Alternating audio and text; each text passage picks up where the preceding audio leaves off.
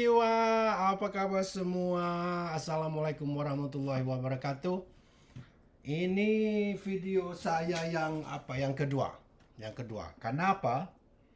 Saya bela-belain video ini karena menurut saya sangat pantas sekali untuk di-upload dan kita apresiasi. Ini tentang tim futsal kita, ya. Dengan diam-diam, tanpa hype, tanpa expose, tanpa apa, banyak-banyak drama, mereka tahu-tahu sudah juara di CFA, ya, di turnamen di Cina kalau nggak salah ini. Turnamen ini, dan mereka mendapatkan banyak penghargaan. Di final mereka mengalahkan tim Denmark dengan skor akhir 4-2. Jadi ini menarik menurut saya.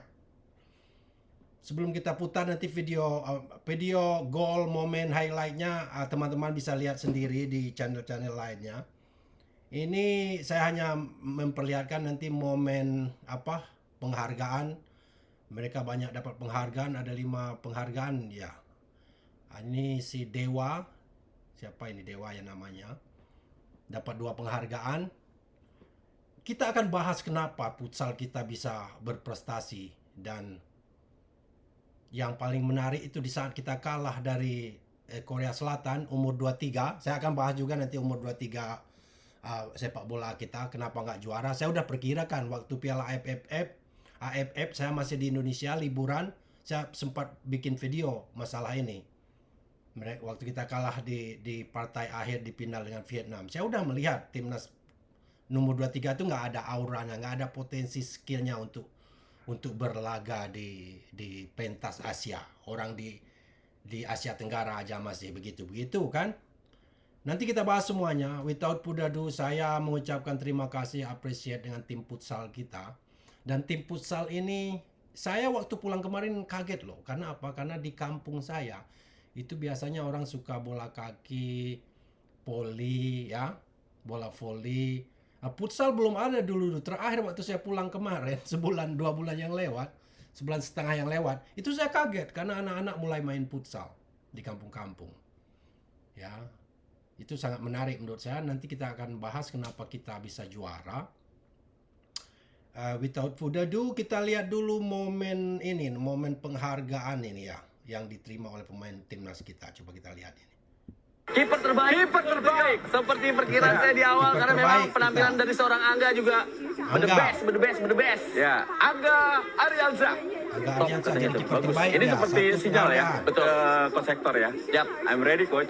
dengan usia yang masih muda, pengalamannya juga sudah menjadi best goalkeeper di CFA ini menjadi modal tersendiri untuk seorang Angga. Wow, sampai di dugaan.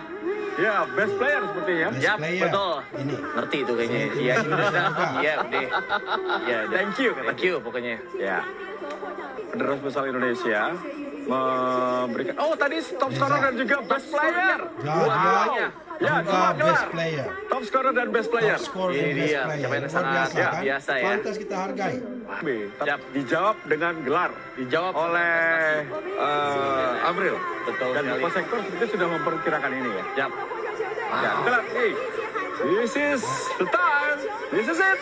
Indonesia juara CFA International Futsal Tournament 2025. Selamat Indonesia, kerja cukup Memerintah. baik dan maksimal.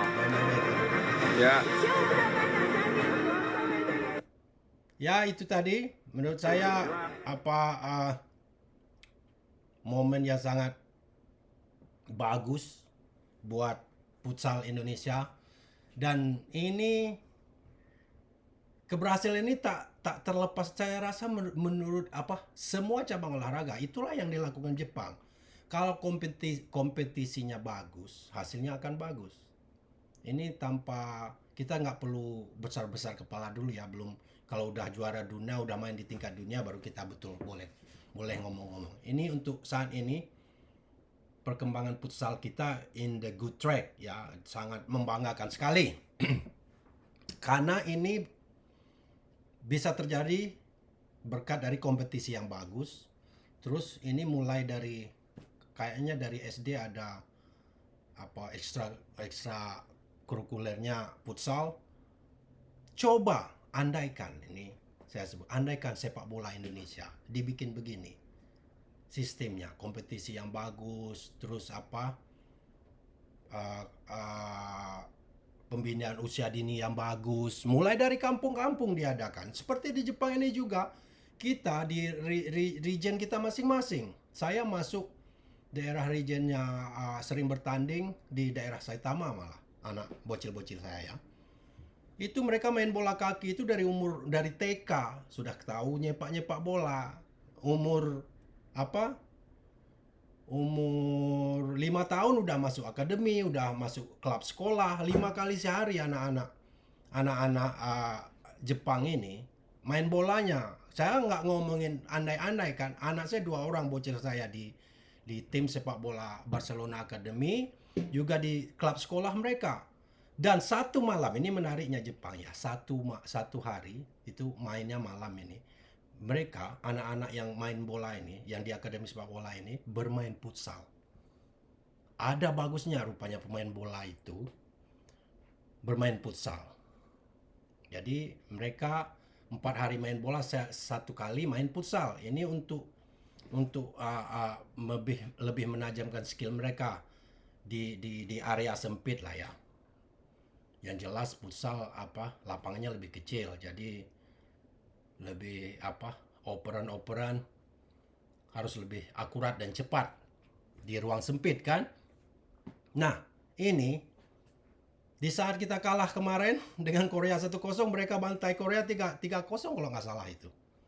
Sekarang mereka juara. Ini tim B-nya Indonesia. Jadi tim B, tim A ini bagus. Sejauh ini saatnya kita juga dukung tim futsal dan olahraga lain yang berprestasi, ya. Dan tim futsal nggak perlu berkecil hati menurut saya. Kenapa sepak bola didukung begitu banyak, begitu masif? Karena memang disukai dan udah lumayan lama lah ya dibanding dengan futsal. Jadi futsal teruskan, keep it up the good job ya. Teruskan pekerjaan ini, teruskan prestasi-prestasi kalian. Dengan sendirinya nanti masyarakat Indonesia, supporter Indonesia akan mendukung. Ya coba aja nanti kita masuk Piala Dunia, berprestasi di Piala Dunia. Sekarang kita ya lepel-lepel Thailand, Vietnam termasuk kuat juga kan di Asia. Coba aja kita masuk Piala Dunia, masuk 4 besar umpamanya. Piala Dunia itu mulai secara alami rakyat Indonesia akan mendukung. Ya, ini yang bagus, diam-diam tanpa hype sudah juara. Di AFF kemarin mereka juara juga kan. Waktu itu Vietnam Thailand ngomong tim B kami bla bla bla. Waktu itu masih banyak yang meragukan. Ya dianggap sebuah keberuntungan. Sekarang futsal sudah membuktikan diri mereka, membuktikan mereka betul-betul pantas menjadi tim terkuat dan ada nanti di Piala Dunia. Dan ini sangat membanggakan. Kita supporter bola, supporter futsal, sama-sama aja kita dukung prestasi mana yang bagus atlet-atlet Indonesia. Saya sebagai diaspora Indonesia di Jepang, ya cara saya mendukung ya saya ikuti. Saya masukin 2 anak saya di akademi sepak bola di klub sekolah. Ya syukur-syukur, mudah-mudahan minta doa teman-teman mereka bisa mengharumkan nama bangsa, mana tahu bisa membela timnas suatu hari nanti, ya. Dan alhamdulillah anak saya kelihatan menonjol dibanding anak-anak Jepang di klub dia. Bukan seluruh Jepang ya, yang jelas di kelas dia, di klub dia mereka menonjol sekali. Malah si bocil saya itu yang kelas 1 kadang masuk di tim sekolah dia, kadang masuk kelas 2, masuk bantu kelas 3 karena dia begitu menonjol. Dan alhamdulillah nggak semua anak Jepang ini yang bisa mengikuti, walaupun ekonomi mereka tinggi ya, yang bisa mengikuti, ikut di akademi, terus ikut di klub sekolah. Itu nggak semua. Karena di akademi terus terang lumayan mahal. Dan waktu juga tersita ya untuk ngantar anak pulang kerja, ngantar mereka latihan di akademi, terus Sabtu Minggu kita main latihan lagi di sekolah mereka. Jadi kadang orang Jepang ini juga masukkan anaknya di klub sekolah aja. atau di akademi aja. Kekurangan di akademi ini menurut saya mereka nggak ada kompetisi yang reguler. Itu aja kekurangan menurut saya di akademi ini ya. Kalau taktik itu ini ya of course mereka lebih bagus karena mereka lebih profesional kan. Tapi kelebihan klub sekolah di Jepang ini mereka punya kompetisi, ada training match-nya, ada liganya. Ada. Jadi setiap sebulan itu 2-3 kali mereka berkompetisi dengan tim-tim lain, dengan sekolah-sekolah lain.